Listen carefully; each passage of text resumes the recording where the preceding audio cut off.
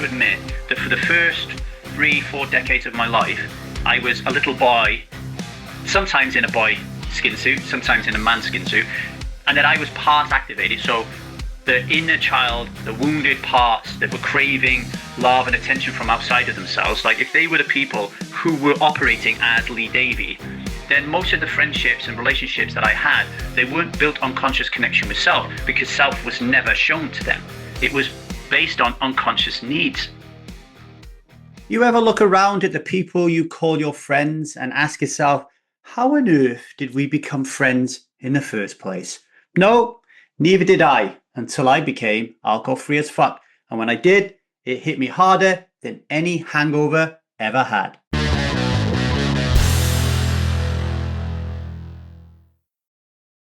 Hello everybody, my name is Lee Davy. I am not an alcoholic and I refuse to be anonymous. I am someone who lives a self-led life, alcohol-free as fuck, and I spend every waking moment of that life helping other people do the same. Like right now on International Friendship Day. Did you know that? That there is a day for international friendship. So take a moment and take a pause to just send some love, some metta, some loving kindness to your friends and to show some appreciation and gratitude of the people who complete you. Yeah.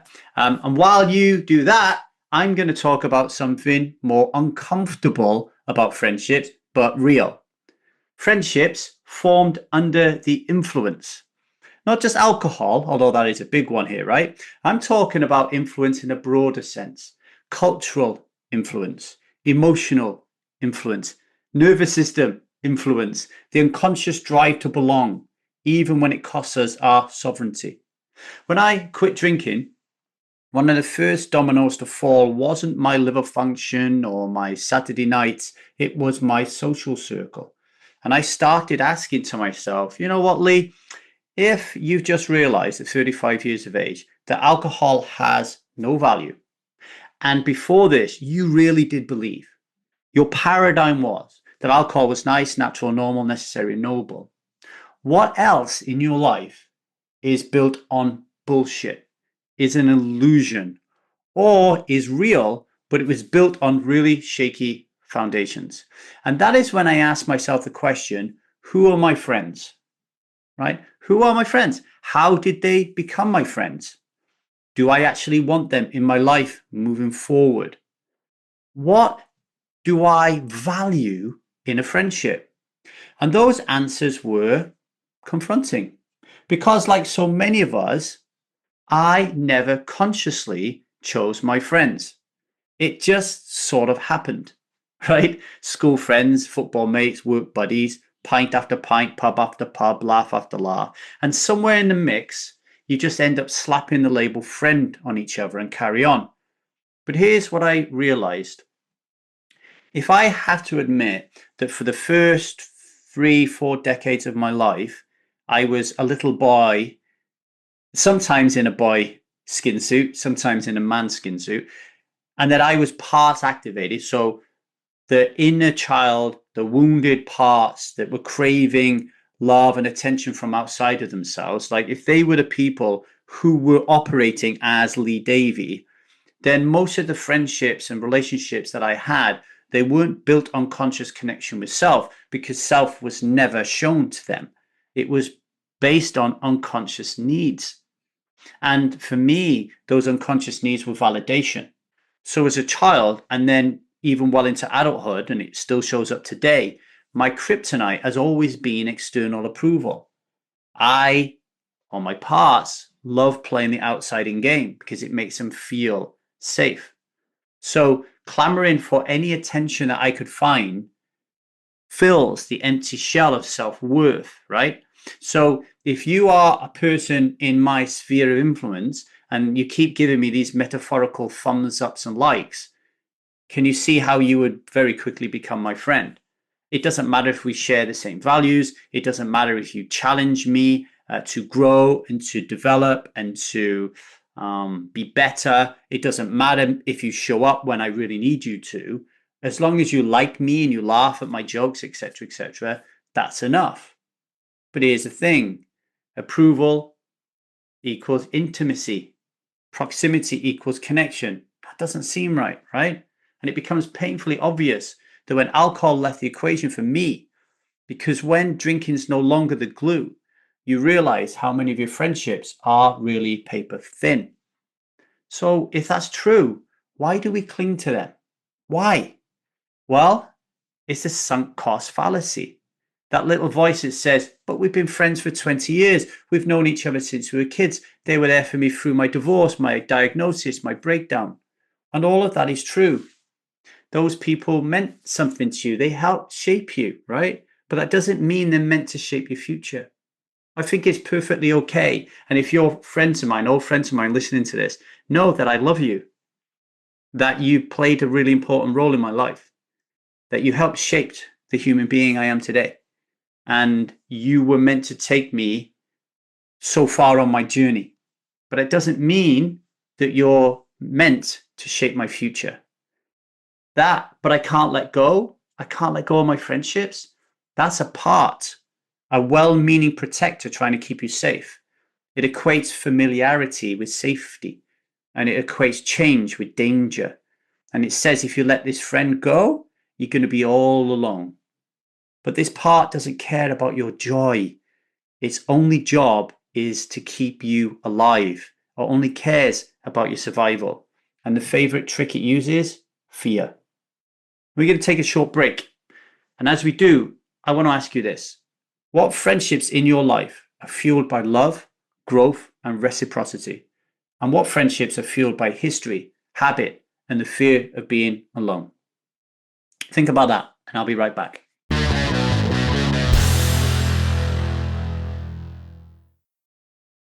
Welcome to the 1000 Days Sober podcast, where today we've been unpicking the unconscious foundations of friendship and what happens when those foundations crack after you stop drinking. And we're talking about it because it's International Friendship Day.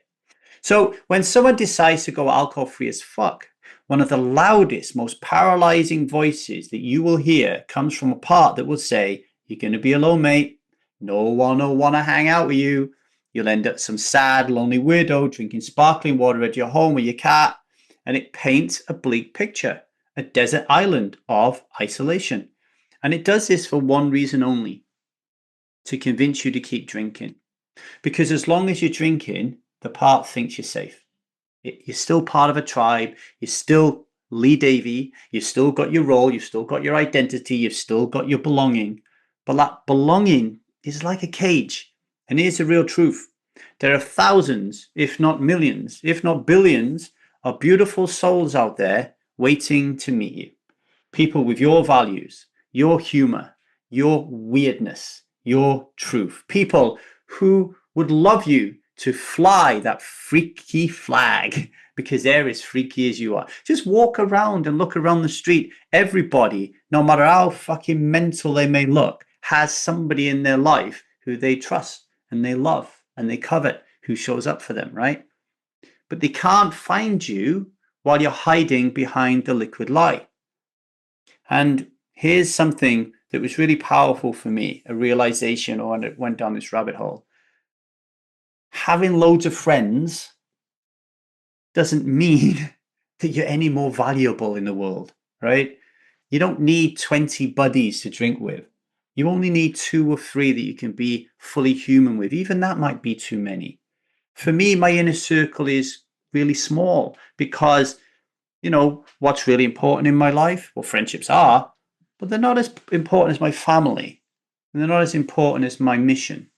So once I'm involved in my mission, involved in my family, I don't have a lot of time for buddies. So those who I choose and how I choose to spend time with them is really important. They're not unconscious decisions. They have to be conscious decisions. There are times when I have to say, no, I don't want to spend time with that person. I don't want to call that person. I don't want to have a cup of tea with that person because there are 3, 4, 5 other people I would much rather spend time with. You know what I mean? Right? You don't need that many. And how to determine who to take along with you into the future, who is going to help shape your future. I like the metaphor of a house. I use this in my boundary training, right? So imagine you have a house and then you've got some of your friends they're just outside your garden gate. You don't even let them in your garden, but they're mates or acquaintances or whatever you want to call them. Then some of your friends or acquaintances, they're in your garden, but you don't let them in your house. And then you have others, you let them in your house, but you don't let them upstairs. And then there are a few you let upstairs. You let them go anywhere they want. They are allowed into your inner sanctum. These are the people that I build my life with. These are the people who challenge me, hold me, laugh with me, grow beside me. And yes, some of my old friends didn't make that journey with me. Actually, I don't have any friends in my inner sanctum that were friends with me when I used to drink with them. I've got some people in my house that I used to drink with. They're in my house, but they're not in my inner sanctum. And it's not because they're bad people. It's because we're no longer aligned. And I didn't ghost them. I didn't have a big conversation with them to end the relationship. I just stopped putting my energy there. And I started putting my energy on the people who were in the inner sanctum and finding more people who I feel I would love to have in there. Not out of malice, but out of integrity. I hope that helped. Have a think about your friendships today on International Friendship Day. Go give those that really deserve it some love, and those that you think don't serve you anymore, start the process of just letting them go.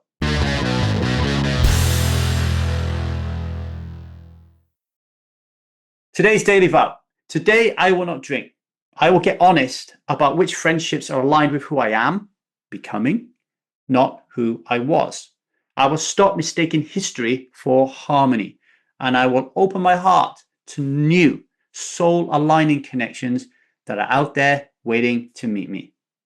As you go about your day to day, reflect on these questions, please, strivers. What part of you is scared you'll be lonely if you stop drinking? And what friendships are you holding on to because of time, not truth?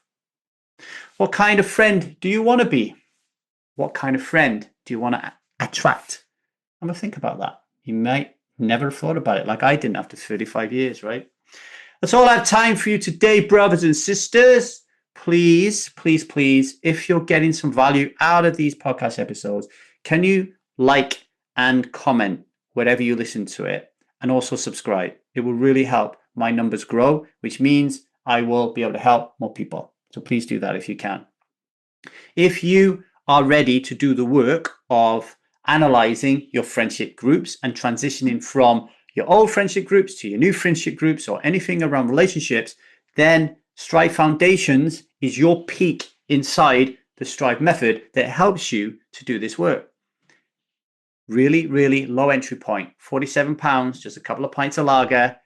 Strive Foundations, get over to thestrivemethod.com to find out how you can join, or email me at thestrivemethod@gmail.com. Okay? Are you ready to take today's Sovereign Vow? Hand on your heart, hand on your belly, big deep breath. Repeat after me. I am a striver who is alcohol free as fuck, and I will not drink today because that is not what I do, and that is not who I am. Until tomorrow, much love, everybody, and strive on.